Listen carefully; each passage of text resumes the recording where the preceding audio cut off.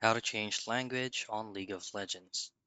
Now in this video, I'm going to show you how you can change language with playing League of Legends.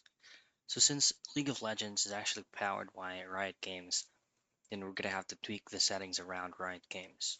All you have to do first is of course log in into your Riot Games account and make sure that you have switched the games into League of Legends. Once you've done this, all you have to do next is to head straight into settings, and then from settings choose on League of Legends, and then at your right side you should see game text language. Just simply click the current language that you're in and you will see all the language available for you to change and use from League of Legends.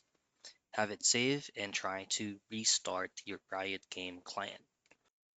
Now if it's not working, all you have to do is try to log out on your Riot Games client account and try to re-log in again. And that is how you change language on League of Legends.